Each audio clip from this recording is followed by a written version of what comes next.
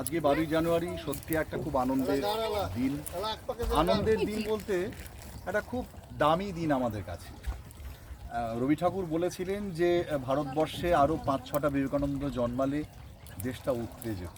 বিবেকানন্দ একটাই হন, আর উত্তিষ্ঠিত জাগ্রত প্রাপ্য বরান নিবোধত উনি বলেছেন।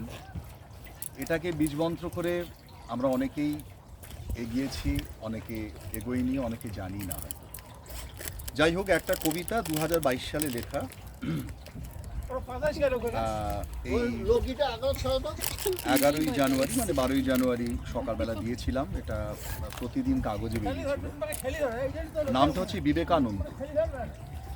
উত্তিষ্ঠিত জাগ্রত বাণী এখনো কজন জেনেছি বা জানি, শ্বেতমর্মরে কালো অক্ষরে মুদ্রিত করে রেখেছি।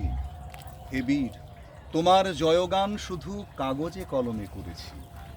সেই কবে ভেদ ঘোচাতে চেয়েছ ব্রাহ্মণে চণ্ডালে, আজও সে লড়াই যার পর নাই প্রকাশ্যে আবদালে। তোমার মূর্তি গড়েছি শুধুই, ফটোতে দিয়েছি মালা, সে অন্ধকার তবুও ঘোচেনি, হয়নি আগুন জ্বালা।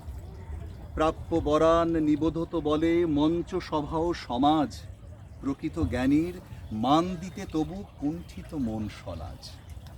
তুমি যেই পথ দেখিয়ে গিয়েছে কজন সেদিকে, কি বোকা চালাক ছুটেছে বেবাক, কাম অর্থ লোভ যেদিকে।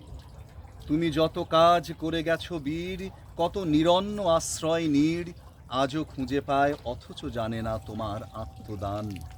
কাগজ কলম ছবি ও মূর্তি বেঁচে থাক ওই বর্ষপূর্তি, সভাতে মঞ্চে শুধু গেয়ে যাই, হে বীর তুমি মহান।